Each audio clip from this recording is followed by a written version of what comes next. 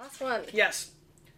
And this is the Williams Ranch Pinot. So this is going to get a lot of the old school Vaniacs that are watching this who've been drinking Pinot, let's say, for 20 years. When you start seeing the Williams name, William Salem was like literally one of the most sought after wines that I remember when I first finally got to buy it, like for the store. I literally remembered the day. That's how I feel. Pretty much the day that happened for me. Yeah, I mean, I could do this for my own wine was very exciting. Yeah, so let me put this into context for some of you guys that are maybe a little bit newer. I mean, you start talking circa 1994, 95, 96. William Salem Pinot Noir was literally maybe the most sought-after cult wine in all of California. I mean, the Zins came on hard in the late part of that decade. So you always had, Opus 1 and things of that nature. But believe it or not, Cali Cabs were fairly easy enough to get. Later you got into the Harlans and the Screaming Eagles, and that's where that stuff started happening. Before that, Abreu, sure, you had that. But William Salem Pinot was, like, impossible, so sought after, one of the few things that consistently sold way over the top on auctions. And now look what happened. They're giving it to me. That's crazy. Just a small girl from a small town.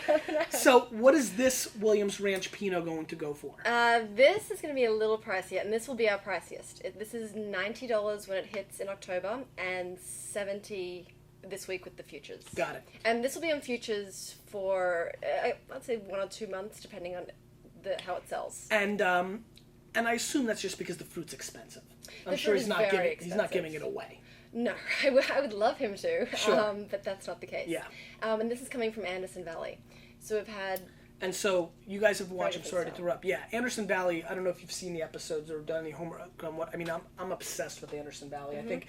I think that's where the Pinot in America that I'm most excited about is coming from. More so than Oregon, more so than Santa Rita Hills, more so than St. Lucia. I mean, I am obsessed with Anderson Valley right now. I think if anyone, and I have a very small Facebook compared to yours, but anyone who is on my Facebook would have seen that I was literally doing cartwheels the day that we found out we could get grapes from this region, from this producer.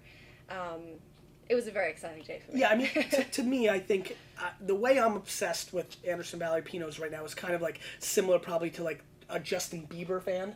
Like, yes. Like that's how like bullish I am on this. Like, like all in, like I'll cry when I drink one instead of like listening to one of his songs. The pressure is now on. If I have anything less than tears from this wine, I'm not sure I'm going to feel good about it. I mean, you didn't make it, right? So, I mean, all right, you put all the components in place, right? You put the team together. At some level, yeah, from like a management standpoint instead of like a... No, my heart is in this. This is my life. This is the one. This is... Well, I get that. I mean, the owners of a football team also are crushed. But at least, I mean, you got the proper fruit. You pick the winemaking team that you think could most execute. Now, are they splitting up or are they joint on everything? They're a great team. They're the perfect duo doing all of these together. Got it. Yeah.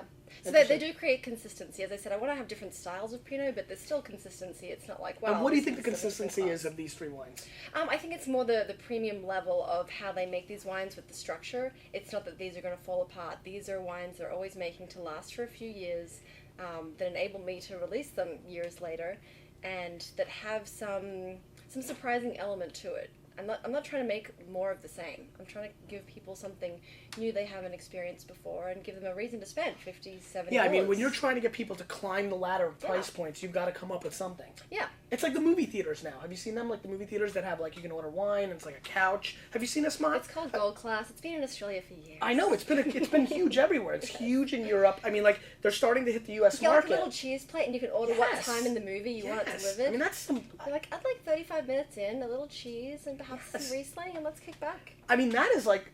I'm interested in that. Yeah. Yeah. So let's give people something new for their money. We work hard for it, everyone does, and so... No question. All right, so aromatically, this one's a little bit tighter than the other two. I'm struggling to get the fruit on the nose as much. How about for you? And I wonder if it's because we started with some very powerful flavors and aromas, and now we're going into something that's very different. So do you feel like this is the most elegant of the bunch? Absolutely. There is no question. And this is leaning more towards that end of the spectrum that is Burgundian in nature and how we made it. And yeah, I mean, it's interesting. I do get some interesting flavors on the tail end of the nose, almost more dark fruit, believe it or not. I'm surprised that like the one flavor that popped in my mind as I continue to smell was almost like a black raspberry little hint of maybe even like subtle blueberry, and a little floral kind of component on the kick on the end. And kind of creamy. There is a real creaminess to this. I hadn't tried a barrel sample for a while now. It's probably been 3 or 4 months, and it's developing. It's a lot more round than I remember it being last time I tried it. Yeah, so this is much more of the body weight of the prior wine, for sure. It's also darker for me on the mid palate. It's kind of like almost like a hint of like dark chocolate flavors, which is unusual for Pinot for me, but I kind of like it. No, it's I don't want to say it's earthy, because it's not like an like earthy tea. aroma that's coming through it, but it is somewhere along that description. I feel like I want to keep going back There's to. almost like a dark tea component on the mid palate. It's kind of it's just kind of dark. It's kind of like Batman.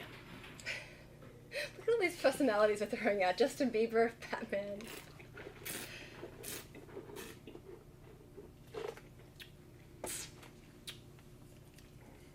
So I think this would be maybe the most... tea is actually a nice way to describe that on the back end. You taste that? It goes down, and then I'm left with that sense of some very dark, wet, moist tea leaves.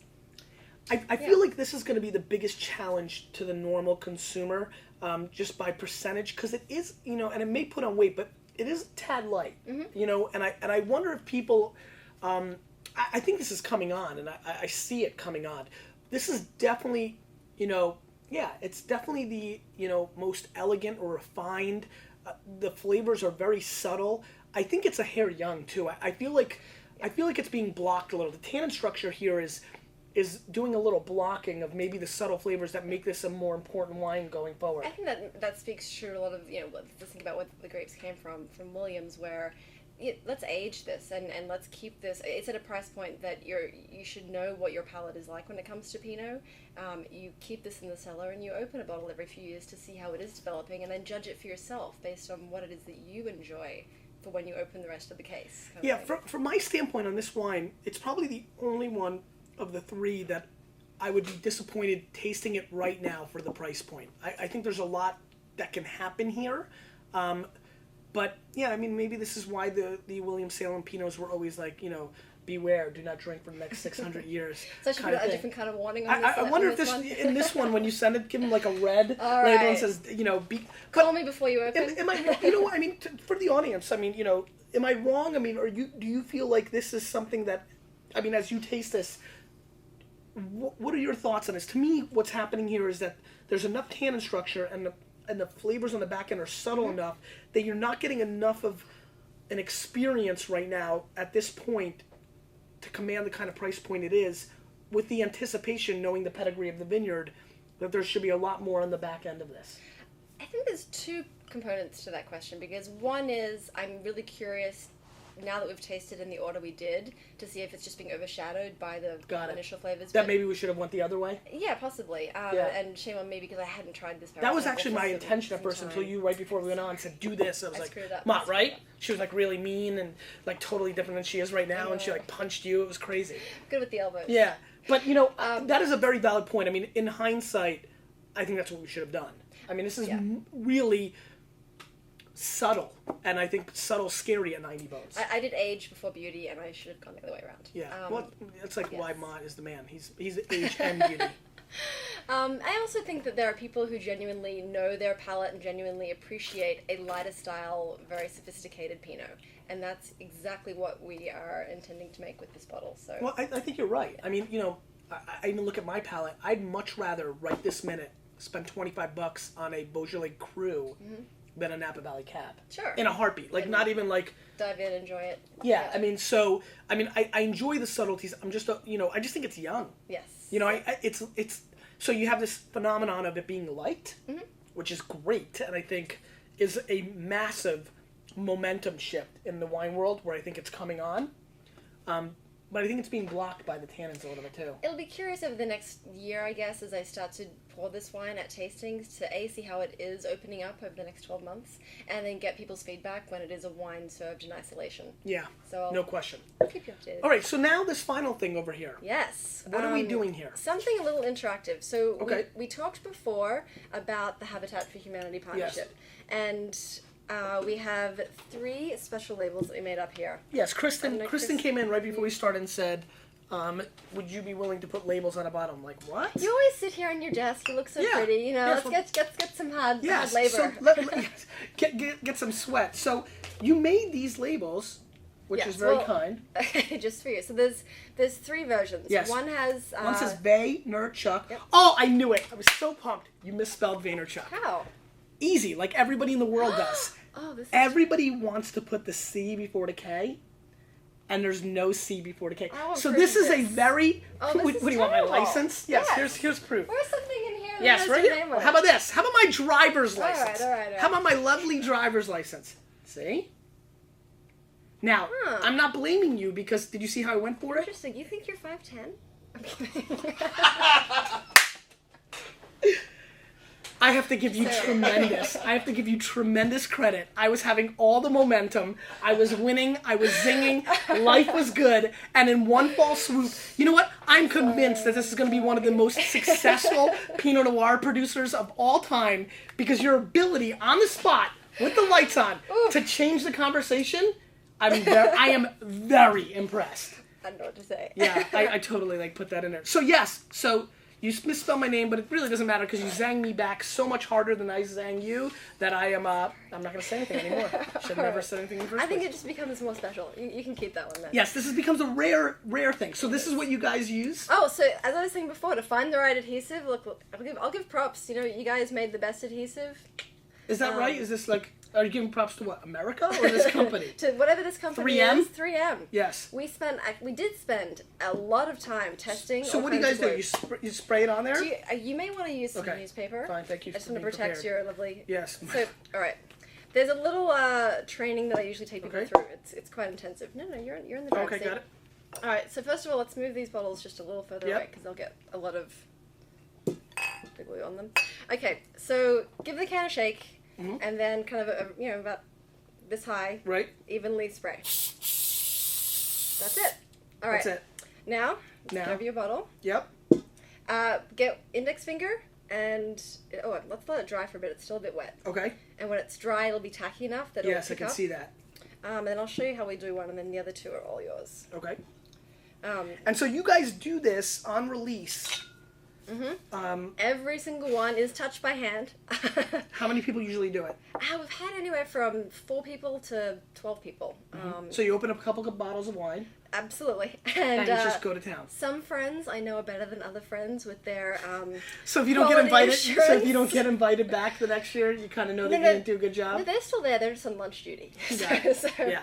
All right, so now you can pick it up. Keep your thumb clean and use your thumbs to hold the front of the label. Yep.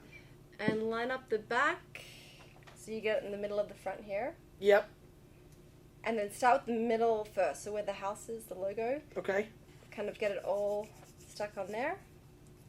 And then just I think I did a good job. roll it in. There you go. What do you think? Perfect. Not bad? Looking good. Yeah. You have a fallback. Yeah, that's right. If I can't be in the NBA because of my lack of height, I can always label bottles. All right, last one, and then. So you do so when you're doing about 5,000 to 6,000 bottles at a time. Yep. And so how long does it take you guys? Usually 4 full days of just inhaling glue and.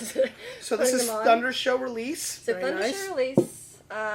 Morris Avenue edition. Morris Avenue edition, which is where we are at WineLibrary. And Gary Vaynerchuk. So the Morris Avenue edition is for you to obviously keep here at Morris Avenue. Yes, we'll do that. These 2 we're going to sign, and these are going on eBay, and we'll auction them off, and all proceeds will go to Habitat for Humanity. Oh, that's awesome. Yeah, so these are one-off limited editions. You guys are getting case number 181 and 132. Awesome. So we're going to sign this on the back? Yeah, I have a better pen, actually, that we can sign. Go ahead. So, Matt, what we'll do is that's a great idea. So let's wait to air this. We'll air this later in the week so that she can get them up on eBay. And then we can link the URLs. And please step up and support this amazing cause. We can do the front, maybe? Yeah. Yeah, okay. Gary Vaynerchuk. Oh, and just so you guys know which wine this is, it is the first wine that we tried here. It's the 07. And Eat he did that. put that. All right, now you're going to sign him as well? Absolutely. Awesome. All right. Well, that's great. We'd love to be a part of something like that. Thank you so much for being on the show. I'm really impressed with the wines. I think that there's a lot of pedigree here. I'm excited to see where you guys go with that. As am I. I think we'll be around for a while. Just as I said, I'm a Pinot gal. We're just trying to make lots of different great Pinots for you to enjoy. So, question of the day. You get to ask the question of the day. Question of the day. All right. We are very new. As I said, we're less than a year old in the market, and we have been selling most of the wines direct to consumers. However, I recently moved to New York. You did personally? I did. And I would love, as I Where? get to know, the West Village. In Nice. a tiny 200 square foot closet, I live, and I love it. And so I would love to know what restaurants you love that you'd like to see our wines in. And that's whether Across it's the New country. York or but anywhere. Absolutely anywhere. And you use that data to go out and sell these restaurants. Actually, I'm going to use it to go and eat and research more good places that That's awesome. I can enjoy myself. So, you're the restaurant that you most like that you'd like to see this wine? Yeah, absolutely. Great question. Teach me. I'm still learning. Thanks for being on the show. Thank you very Good much. luck to you. You, with a little bit of me, we're changing the wine world.